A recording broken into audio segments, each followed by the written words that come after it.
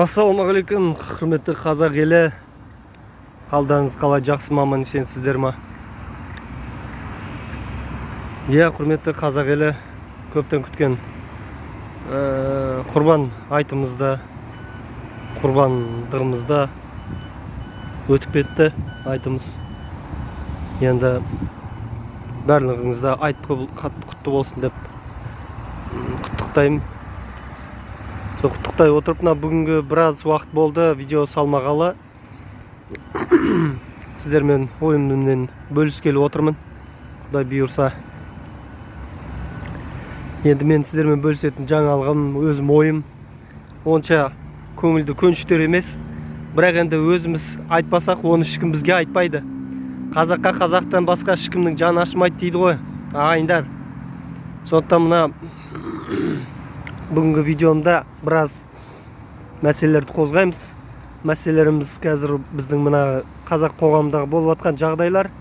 Сол мына жалпы біздің қазір мына әйел адамдарымызбен болып жатқан жағдайлар. Соңғы мына өзіміздің қазақ қоғамындағы болып жатқан жағдайлар, сол баяғы мына зина мәселесі өршіп тұр. Енді білем, енді айттық қой, алдындағы видеомда да айттық қой, енді заманнан заманға жаман болмаса жақсармайды деген ғой. Сондықтан енді қанша заман жаман болды екен деп біз деген солай енді құрдымға түсе бермейміз ғой, дұрыс па? Тірі адам тірлігін жасайды дейді. Қысқасы, ағайындар, мынау соңғы кезде зинақорлықтың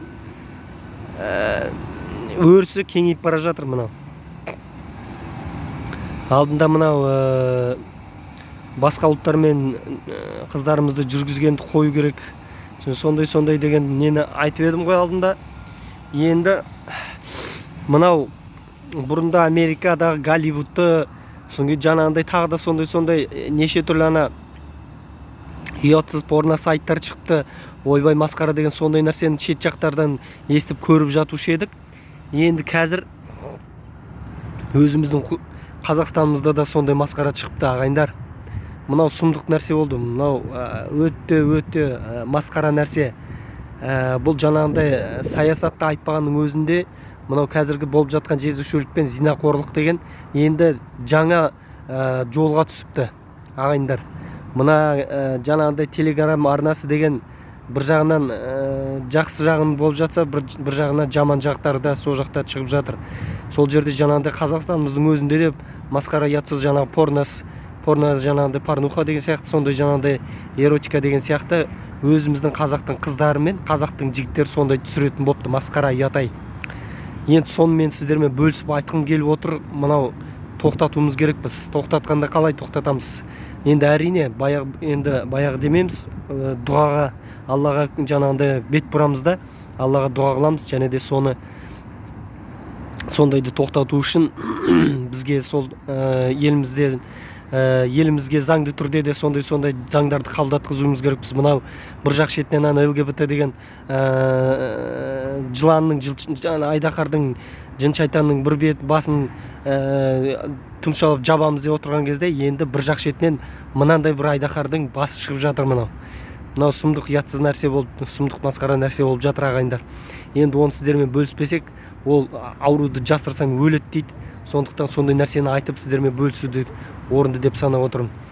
Содан кейін мына қазір біздің жастардың арасында мынау зинақорлық деген белең алған соншалықты, белең алған дегенде де енді соншалықты деп тегі әлем чулатқандай болмайын, әрине, бірақ та сондайға бара жатыр. Сол мына қазір мынау зинақорлық деген сондай бір не болып кеткен. Алдында бір өзіміздің азаматтық белсендіміз бір айғай аттан салып, оңтүстіктегі жас балалардың 7-8 класстағы балалардың өздері не істейміз, қайда барамыз деп жаңағы бір-біріне көз қысып, сондай жағдай, сондайға дейін барып жатыр дегендей. Мынау қазір біздің жастарымыз жаңағындай зинақорлықты жай шейін бір оңай шаруа ретінде қарайтын болып жатыр. Қалай дегенде де жаңағындай мысалға бір-бірімен зина жасай салуды бір ешқандай қиыншылық нәрсе емес екендей деп санап жатыр. Сондай нәрсеге дейін алып келді. яғни жаңағындай жастарымыз бір бірімен зина жасап алып, соң спокойно жаңағындай доспыз деп, жаңағындай ол менің досым, ана қыз менің досым, мына ол менің досым деп тып-тыныш жаңағындай зина жасап, ары қарай дос болып, ешқандай жаңағындай біз айтады ғой орыстарда, без никаких обязательства деп доспыз деп жүре береді. Сондай сұмдыққа басырып жатырмыз, сондай сұмдыққа жаңағыдай жолығып жатырмыз. Ол масқара нәрсе, Құдай сақтасын. Сондай нәрселерді айтуымыз керекпіз, айтуымыз керекпіз, жеткізуіміз керекпіз, сондай масқара нәрсені тоқтатуымыз керекпіз. Ондан қалса, мынау жастарымыз осындай нәрсе жасап жатса, үлкендеріміз, үлкен қатындар, әйел адамдар, енді әрине оны енді еркек айтады ғой анау сиыр мойын нетпесе, бұқа жібін үзбес дейді ғой, сол айтпақшы. Жаңағындай қатындарда да қазір не болып кетіп бара жатыр. Қатындарда дегенде де әйел адамдардың жаңағындай ұяттары кетіп бара жатыр. Өздеріне жаңағындай бір-екі еркек ұстап алған, сол еркектермен зина жасап, тып-тыныш жүре береді. Жаңағындай бір жері тыныш болса, ешкім ештеңке демесе, ешкімге ештеңке деп айтпасақ, бізге ешкім ештеңке деп айтпаса, ұрыспа десе, ұрыспаса екен, ешкім ештеңке деп әңгіме айтпаса екен деп, сөйтіп тып-тыныш зинақорлықтарын жасап, соны айтпай, өздерімен өздері соған мәз болып жүр. Ондайды да тоқтату керек. Ал енді жарайды, ағайын, мен көп сөз жаңағыдай айтқым келіп отырған жоқ, мыжғым келіп отырған жоқ. Бізге өзімізге жігіттер, ағайындар, өзімізге бір мықты ер азамат болып, өзіміздің жаңағындай мына қазақ қоғамында зинақорлықты өршітпес үшін біз өзімізге 2, 3, 4 әйел алуға қолымызға алуымыз керекпіз сол нәрсені. Мына жерде бізде қазақта жоқ емес, Құдайға шүкір, жағдайлар бар, жігіттер бар. Жағдайлар бар, жігіттер де шығып жатыр.